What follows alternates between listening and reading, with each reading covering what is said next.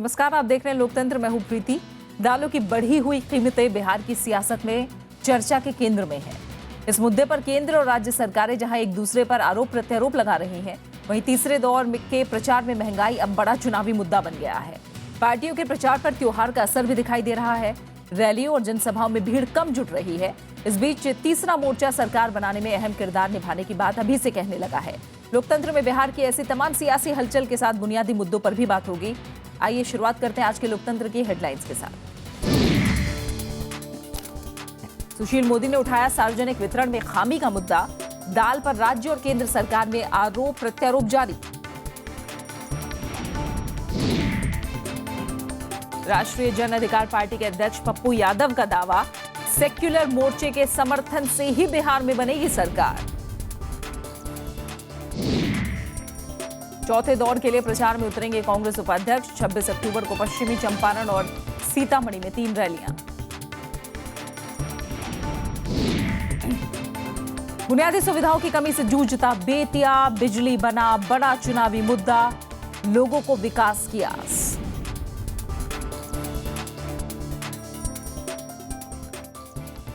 दाल की बढ़ी कीमत बिहार विधानसभा चुनाव में बड़ा मुद्दा बन गया है। महागठबंधन ने बीते कुछ दिनों से अपने प्रचार अभियान में से लेकर केंद्र सरकार पर निशाना साधा, तो वहीं केंद्र ने जिम्मेदारी राज्य सरकार पर डाल दी है। कृषि मंत्री राधा मोहन सिंह और खाद्य मंत्री रामविलास पासवान ने आरोप लगाया कि जमाखोरी रोकने के लिए नीतीश कुमार ने कोई कदम नहीं उठाया। बिहार में सभी पार्टियां दाल को लेकर गेंद एक दूसरे के पाले में डाल रही हैं। आसमान छूती दाल की कीमतों के चलते जहां पूरे देश में लोग परेशान हैं, वहीं बिहार विधानसभा चुनाव में ये बड़ा मुद्दा बन गया है। बीते हफ्ते भर से चुनाव प्रचार में दाल को लेकर आरोप प्रत्यारोपों का दौर तेज हो गया है। 200 रुपया किलो पार कर गया, बताइए। मुख्यमंत्री नीतीश कुमार समेत महागठबंधन के तमाम नेता महंगाई पर केंद्र सरकार को घेरने में जुटे हैं। एक भी वादा पूरा किया गया। लिहाजा केंद्र सरकार के 2 बड़े मंत्रियों ने पटना में सरकार की ओर से सफाई पेश की। केंद्रीय कृषि मंत्री राधा मोहन सिंह और खाद्य आपूर्ति मंत्री रामविलास पासवान ने दाल की बढ़ती कीमत के लिए राज्य सरकार को जिम्मेदार ठहराया। जब हुआ कि आयात किया जाए तो राज्यों को लिखा गया कि आपको कितना चाहिए, आप इसका विवरण दीजिए, तो उसको भी, उस पत्र को भी इन्होंने रिस्पॉन्स नहीं किया। कीमतें जो बिहार में बढ़ी है उसके लिए यदि कोई जिम्मेवार है तो नीतीश कुमार है। आप स्टॉक लिमिट तय कीजिए। एसेंशियल कमोडिटी के एक्ट के तहत आपको कार्रवाई करने का अधिकार है, उसका उपयोग कीजिए। जो prevention of black marketing act है उसके अंतर्गत आप कार्रवाई कीजिए। एक भी कार्रवाई इन्होंने नहीं किया, उस दिशा में कोई कदम भी नहीं बढ़ाया। खुदरा बाजार में लोग 200 रुपए किलो अरहर दाल खरीदने को मजबूर हैं। ऊंची कीमतों पर केंद्र सरकार के तर्कों को आरजेडी जेडीयू ने बेतुका करार दिया। महागठबंधन के नेताओं ने कहा कि अगर नीतीश कुमार इसके लिए जिम्मेदार होते तो कीमत सिर्फ बिहार में बढ़ती। झूठ और पाखंड से आंकड़ों के साथ आप खेल नहीं कर सकते। मैं दिल्ली में रहता हूं, क्या दिल्ली में नीतीश कुमार जी दाल की कीमतें बढ़ाए हुए हैं? महाराष्ट्र में नीतीश कुमार जी दाल की कीमतें बढ़ाए हुए हैं, या हमारे महागठबंधन के लोग? तो ये विमर्श एक सत्य के आवरण में होना चाहिए। पाखंड से आप बिहार को झुठला नहीं सकते। दिल्ली में इनके सारे ऑफिसेज हैं। दिल्ली में इतना दाम क्यों बढ़ गया? और दिल्ली में दाम जितना बढ़ गया है और प्रदेशों में, तो उसका तो जवाब देना चाहिए, तब बिहार की बात करना चाहिए। केंद्र सरकार ने जमाखोरों के खिलाफ कड़ी कार्रवाई करने का निर्देश दिया है, तो वहीं आरजेडी और जेडीयू ने केंद्र पर सही वक्त पर फैसला नहीं लेने का आरोप लगाया। राजनीतिक बयानों से दूर बिहार की जनता के लिए रसोई में दाल गलाना दिन ब दिन मुश्किल होता जा रहा है। दाल की कीमतें क्या बढ़ी? महागठबंधन को बीजेपी पर निशाना साधने के लिए एक और हथियार मिल गया। चुनावी चौसर में अपना समीकरण फिट बैठाने के लिए महागठबंधन इस मुद्दे को खूब बनाने की जुगत में है। लेकिन अब देखना ये होगा कि बिहार के चुनावी अखाड़े में बीजेपी की दाल गलती है या अधपकी रह जाती है। पटना से कैमरामैन सरोज के साथ कृति मिश्रा, राज्यसभा टीवी। और देश भर में दाल के बढ़ते दामों पर बिहार के मुख्यमंत्री नीतीश कुमार ने नालंदा में कल केंद्र सरकार की तीखी आलोचना की। नीतीश कुमार ने प्रधानमंत्री के अच्छे दिन वाले नारे पर चुटकी ली और कहा कि हमें अच्छे दिन नहीं बल्कि पुराने दिन लौटा दो। नीतीश कुमार ने सवाल उठाया कि अगर दाल के बढ़ते दामों के लिए राज्य सरकार जिम्मेदार है तो फिर बीजेपी शासित राज्यों में आखिर क्यों दाल के दाम बढ़ रहे हैं। उन्होंने पूछा कि अगर बिहार सरकार जिम्मेदार होती तो गुजरात, मध्य प्रदेश और महाराष्ट्र में क्यों दाल 200 रुपए किलो बिक रही है। यहाँ राज्य सरकार की विफलता है कि गुजरात में या मध्य प्रदेश में, महाराष्ट्र में या देश के दूसरे राज्यों में काहे दाल का दाम है। ये ऐसा हास्यास्पद बात करना किसी भी राज्य सरकार का काम है, इंपोर्ट करना। राज्य सरकार दाल का व्यापार करती है, दाल का दुकान देती है। वो जैसा जैसा हास्यास्पद पत्र लिखा था उसको उत्तर चला गया था समय पर। ट्रांसपोर्टेशन कॉस्ट आप दीजिए, उसको दरवाइए और इसके बाद उसको बाजार में पहुंचाइए। माने राज्य सरकार का मतलब क्या है कि सब थाना को, ब्लॉक को, सीओ को कहते कि दाल का दुकान चलाओ। बिहार चुनाव में महंगाई एक बड़ा चुनावी मुद्दा बन गया है। महागठबंधन और एनडीए एक दूसरे पर इसे लेकर आरोप लगा रहे हैं। बीजेपी नेता सुशील कुमार मोदी ने कहा है कि बिहार में सार्वजनिक वितरण व्यवस्था खराब होने की वजह से गरीबों को अनाज नहीं मिल पा रहा है। उन्होंने कहा कि केंद्र सरकार ने गरीबों और किसानों को ध्यान में रखते हुए पेट्रोल और डीजल के दामों में कमी की, लेकिन बिहार सरकार की नाकामी की वजह से इसका फायदा लोगों को नहीं मिल पा रहा है।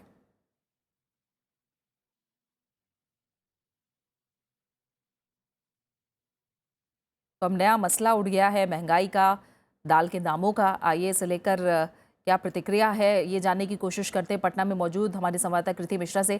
कृति, आखिर लोग क्या कह रहे हैं? अब हम देख रहे हैं पिछले 2 दिनों से खासकर महंगाई और दाल का मुद्दा आया है। जनता क्या कह रही है? अब उसके सरोकार से जुड़े मुद्दे उठ रहे हैं, क्या मान रही है जनता?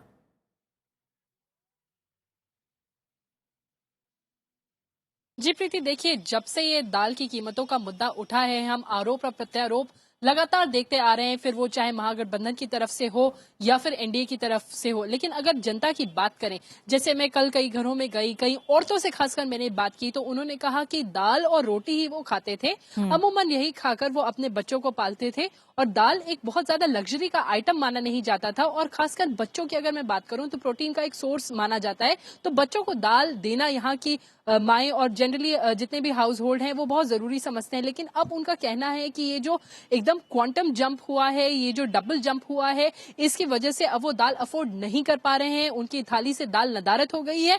तो आरोप प्रत्यारोप की नीतीश कुमार की वजह से दाल का भाव बढ़ा है या सेंटर की वजह से दाल का भाव बढ़ा है, इसमें उनकी जरा भी दिलचस्पी नहीं है। उनकी सिर्फ दिलचस्पी इस बात में है कि किस तरह से दाल के भाव में कमी आए और किस तरह से वो दाल वापस उनकी थाली में आ सके। और जो जीवन यापन की जो छोटी छोटी जरूरतें हैं, इतनी ज्यादा जो पॉलिटिकल बातें कई लोगों को उससे सरोकार नहीं है, उनका जो जीवन यापन है, जो कॉमन मैन के मुद्दे हैं, जो कॉमन मैन के मसले हैं, वो यही चाहते हैं कि जितनी भी राजनीतिक पार्टी हैं वो इस बात को एड्रेस करें।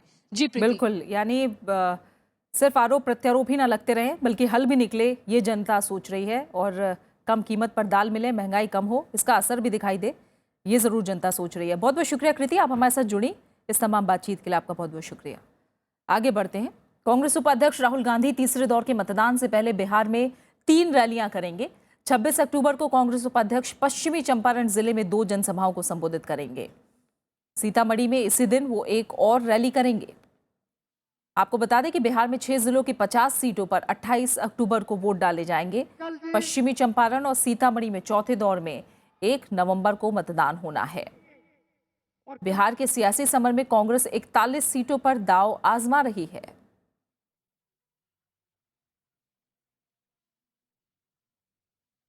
और तीसरे दौर के लिए अब बीजेपी ने पूरी ताकत झोंक दी है। इसी कड़ी में बीजेपी अध्यक्ष अमित शाह ने मंगलवार को पटना के मनेर और भोजपुर के शाहपुर में 2 चुनावी रैलियों को संबोधित किया।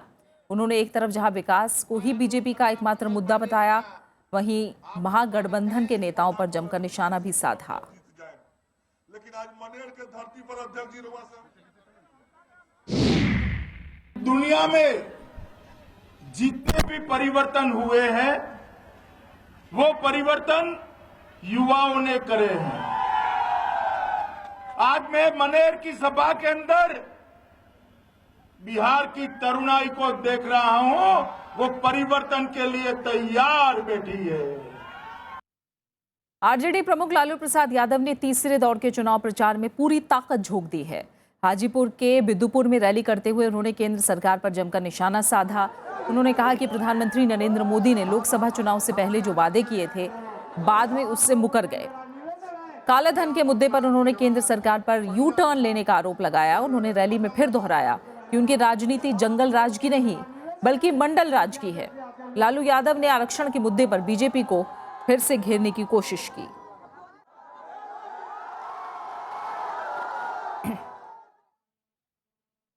और बिहार के मोकामा में राष्ट्रीय जन अधिकार पार्टी के अध्यक्ष पप्पू यादव का कहना है कि बिना तीसरे मोर्चे के समर्थन के बिहार में सरकार नहीं बन सकती।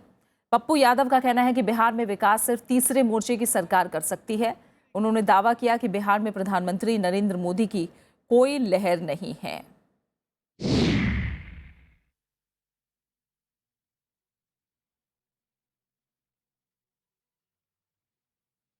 और इस समय हमारे साथ पटना से प्रोफेसर नवल किशोर चौधरी जुड़े हैं, राजनीतिक विश्लेषज्ञ हैं, उनकी राय जानते हैं। नवल किशोर साहब, एक बार फिर से आपका बहुत बहुत शुक्रिया राज्यसभा टीवी के साथ जुड़ने के लिए।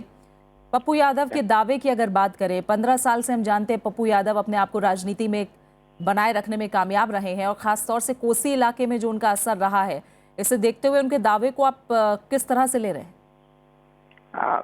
मैं यह मानकर चलता हूं कि उनको और उनके गठबंधन को कुछ सीटें विशेषकर कोसी क्षेत्र में इस बार अवश्य मिलेंगी। उनका महत्व बढ़ेगा, उनका कद बढ़ेगा, लेकिन वो एक प्रभावी भूमिका निभा पाएंगे बिहार की राजनीति में, इस पर मुझे आशंका है। मैं इस बात से सहमत इस वक्त नहीं हूं। लेकिन जिस तरह से मुकाबला हो रहा है महागठबंधन और एनडीए के बीच, कांटे का मुकाबला है। संभव है कि तीसरे मोर्चे के इस दावे में कुछ सच्चाई बाद में हो कि उसकी मदद लेनी पड़ सकती है दोनों में से किसी एक गठबंधन को, क्योंकि जो तथ्य सामने आ रहे हैं, जो आंकड़े आ रहे हैं, जो ग्राउंड रिपोर्ट्स आ रहे हैं, उससे ऐसा लगता है कि कांटे की टक्कर है एनडीए और महागठबंधन में। वैसी स्थिति में जो इंडिपेंडेंट्स हैं या तीसरा फ्रंट, और एक फ्रंट जिसको हम भूल जा रहे हैं, वो लेफ्ट फ्रंट है। लेफ्ट फ्रंट की इस बार की विशेषता है कि सभी वामवादी पार्टियों ने एक्सेप्ट एक और दो नक्सल ग्रुप को छोड़कर एक मंच पर आने का निर्णय लिया है। और CPI, CPM, CPI ML liberation, Maale जिसको हम कहते हैं, जो socialist unity centre, forward bloc, एक मंच से चुनाव लड़ रहे हैं और 200 से अधिक सीटों पर लड़ रहे हैं। और इस बार मैं उम्मीद कर रहा हूं उनको भी एक कुछ सीट्स मिलेंगे, उनकी भी भूमिका होगी। तो निश्चित रूप से जब कांटे का टक्कर है और उसमें अगर एनडीए और महागठबंधन को क्लियर मेजॉरिटी नहीं मिलेगी, तो लेफ्ट फ्रंट की भूमिका बढ़ जाएगी। और पप्पू यादव जी जिस फ्रंट की बात कर रहे हैं, जिसमें सपा शामिल है, उसकी भी भूमिका बढ़ेगी। बिल्कुल, यानी भूमिका बढ़ेगी। लेकिन नवल किशोर जी, ये देखना भी दिलचस्प होगा कि इस भूमिका बढ़ने के बाद खुद पप्पू यादव का क्या रुख रहता है, जबकि समाजवादी पार्टी ने साफ तौर पर कहा है कि बीजेपी की लहर है इस बार चुनाव में। इन दोनों चीज़ों को देखते हुए किस तरह का रुख रहता है, किस तरफ ये गठबंधन जाता है, ये देखना भी बहुत दिलचस्प होगा।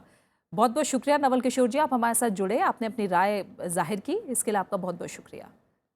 और फिलहाल यहाँ हम एक छोटे से ब्रेक के लिए रुक रहे हैं और ब्रेक के बाद आपको दिखाएंगे बीपी मंडल के गांव का हाल।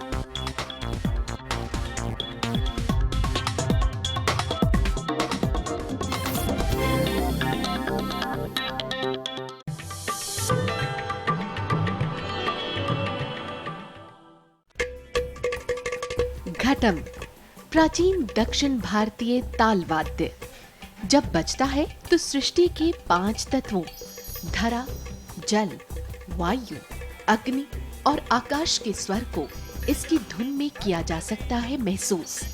घटम पर उंगलियों और हथेली के थाप से उत्पन्न हुई स्वर तरंग पैदा करती है अद्भुत ताल।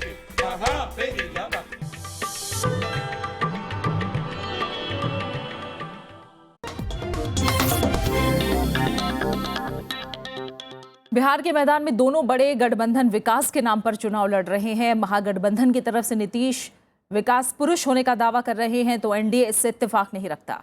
राज्यसभा टीवी से खास बातचीत में बिहार से सांसद और बीजेपी नेता नंद किशोर यादव ने कहा कि नीतीश कुमार लालू प्रसाद से दोस्ती करने के बाद विकासवादी नहीं कहे जा सकते।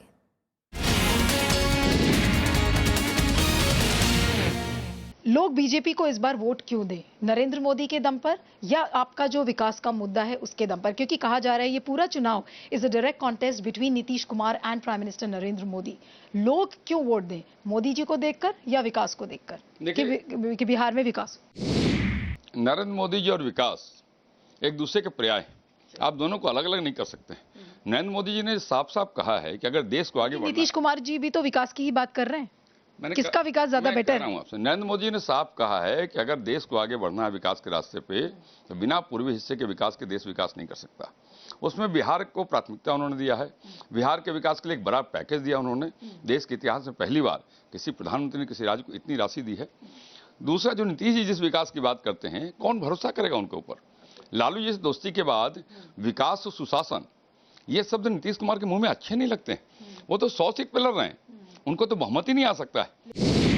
नीतीश कुमार जी ने ये भी कहा है ना कि वो तो नरेंद्र मोदी जी को जुमला बाबू बोलते हैं कि 1 साल में ये पता चल गया कि वो सिर्फ जुमले कहना जानते हैं, और इस तरीके की जो डिस्कोर्स आ रही है। देखिए, उसका बड़ा कारण ये है कि नरेंद्र मोदी जी की सरकार ने जिस प्रकार से गांव, गरीब, किसान, मजदूर, महिलाएं और नौजवानों के लिए काम कर रहे हैं, उसके असर दिखने पड़ रहे हैं। और उनको लगता है कि नरेंद्र मोदी जो पिछड़ी जाति के घर में पैदा हुआ है, समाज के सब वर्गों को साथ लेके चल रहा है, गरीबों के लिए विशेष कल्याणकारी योजनाएं चला रहा है, अगर वो सफल हो गया तो कल कौन पूछेगा लालू यादव को, कौन पूछेगा नीतीश कुमार को? उनकी राजनीतिक जमीन समाप्त हो जाएगी। इसलिए वो अनर्गल आरोप लगाने का काम कर रहे हैं और नरेंद्र मोदी को कटघरे में खड़ा करने की कोशिश कर रहे हैं।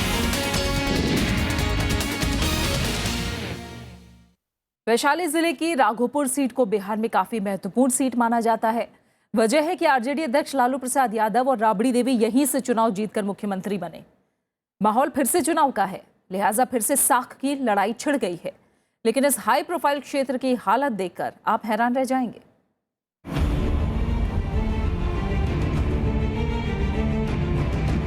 चुनाव के मौसम में दरवाजे दरवाजे दस्तक दे रहे ये हैं पूर्व मुख्यमंत्री लालू प्रसाद यादव और राबड़ी देवी के छोटे बेटे तेजस्वी यादव। ये एक बार फिर जीत का दावा ठोक रहे हैं। लेकिन हालात देखकर ये अंदाजा लगा पाना मुश्किल है कि कभी लालू यादव और राबड़ी देवी ने इस इलाके का प्रतिनिधित्व किया था।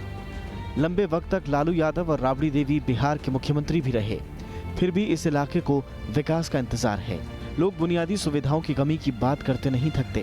कुछ नहीं भैया है, काम सड़क पुल तो कुछ बना नहीं है। गरीब आदमी के जो भी नेता है अपना पेंच फंसा के रखते हैं। पेंच इसलिए फंसा के रखते हैं कि हम चुनाव आवे उस समय हम काम करें। आलम यह है कि लोग नेताओं को नसीहत देने से भी नहीं चूक रहे। बात बोलिए वो कीजिए, सही बात है, होगा। आप लोग निश्चिंत रहिए, कोई बात नहीं। हम लोग लड़ाई आप दोसर हो गई बा। हाँ। दरअसल राघोपुर सीट पर साख की लड़ाई है। 2010 से पहले इसे आरजेडी की पारिवारिक सीट माना जाता था, लेकिन पिछले चुनाव में एनडीए के टिकट पर मैदान में उतरे आरजेडी के पूर्व कार्यकर्ता ने राबड़ी देवी को मात दे दी। इस दफा जेडीयू बीजेपी से अलग है, लिहाजा जेडीयू से टिकट कटने के बाद सतीश कुमार बीजेपी से दाव आजमा रहे हैं। तो महागठबंधन ने लालू के बेटे तेजस्वी यादव को मैदान में उतारा है। अगर ये लड़ाई दूसरी लड़ाई है, इसमें सतीश जी का अपने ही लोग हैं, बिखरे हुए लोग हैं, जल्दी समझ में आ जाएगा तो ठीक है। अपना घर हमेशा सबके लिए खुला रहता है। वो लोग आप जाइएगा क्षेत्र वगैरह, इन लोगों से पूछेगा तो खाली भोज खाने वाले नेता के नाम से प्रसिद्ध है। 15 साल तक उनके लिए झंडा ढोने का काम किया था, लेकिन कभी कार्यकर्ताओं को तरजीह नहीं दिया, लेकिन वे कार्यकर्ताओं को सम्मान नहीं दिए।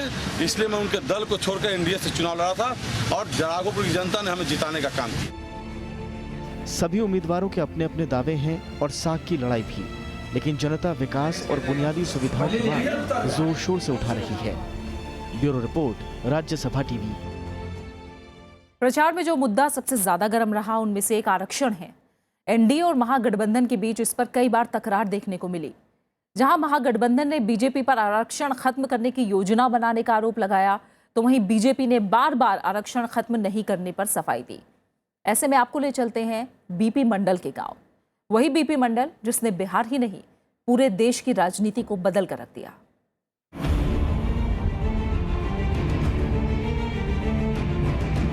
मधेपुरा से चंद किलोमीटर दूर ये पिछड़ा गांव है मुरहो।